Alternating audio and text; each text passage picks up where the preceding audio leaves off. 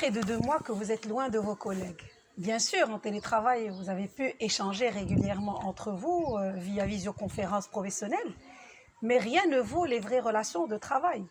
Pour de nombreux salariés, le déconfinement sera synonyme de retrouvailles riches en émotions, alors que pour d'autres, ça peut être une source de stress et d'angoisse. Mais ce qui est certain, c'est que les relations au travail vont nettement changer les habitudes.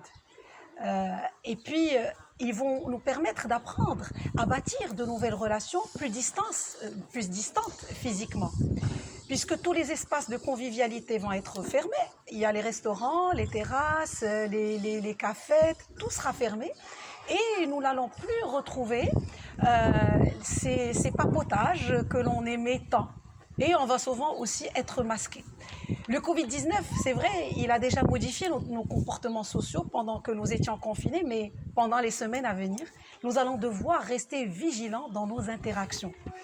Moi, je pense qu'on va subir 2 phénomènes principaux. Il y a la distanciation sociale et il y a le port du masque.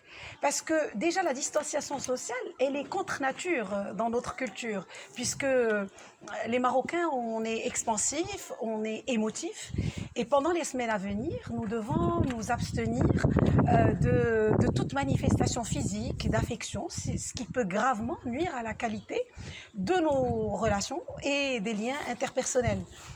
C'est vrai que certains aujourd'hui, ils ont hâte de retrouver leurs collègues, mais il faut se préparer au fait qu'ils ne seront pas tout à fait ceux que nous aurons laissés au moment du confinement.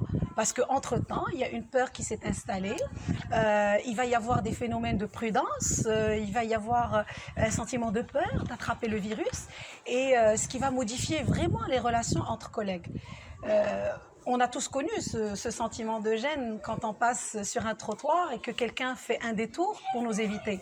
Eh bien, cet événement, il va se produire probablement plusieurs fois dans l'entreprise et ça va avoir forcément des impacts sur notre charge émotionnelle. On est tous responsables de la santé collective. Et donc, tout collaborateur doit prendre soin de sa santé, de sa sécurité, ainsi que celle de ses collègues.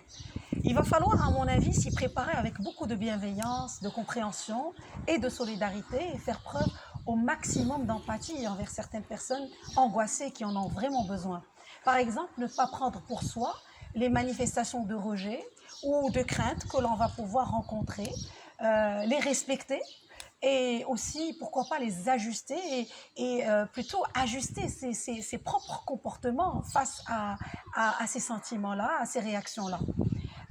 On va aussi devoir remplacer toutes les manifestations physiques affectueuses, la bise, la poignée de main, les accolades, le sourire qui va disparaître derrière les masques. On n'aura plus que les mots pour les remplacer. Dire un vrai bonjour, développer tous les signes de reconnaissance possibles envers les autres et surtout partager ses émotions, parler de ce que l'on ressent, de ce que l'on a vécu et surtout ne pas faire comme si rien n'était, écouter l'expérience de l'autre, ce qui peut vous aider à se comprendre les uns les autres et ce qui va faire baisser les tensions si jamais il y en a. Et c'est ça en fait ce qui va remplacer cette connivence physique par une autre qui est intellectuelle et affective. En d'autres, c'est-à-dire par rapport à tout ce qui est normes de sécurité, je pense que l'entreprise, elle a tout intérêt à faire en sorte à ce que ces normes de distanciation qu'elle va mettre en place soient discutées collectivement, parce qu'elles vont être mieux appliquées et mieux vécues. Donc l'idéal, c'est de les présenter comme si c'était de nouvelles règles de civisme, plutôt que comme des restrictions ou des contraintes. Je pense que jusque-là, la crise a prouvé notre capacité d'adaptation à de nouvelles formes de convivialité. Certes, elles étaient virtuelles, mais efficaces. La société aujourd'hui, le contact physique post-confinement, il est à inventer. Reste à savoir à quoi ressemblera notre bonjour en 2021.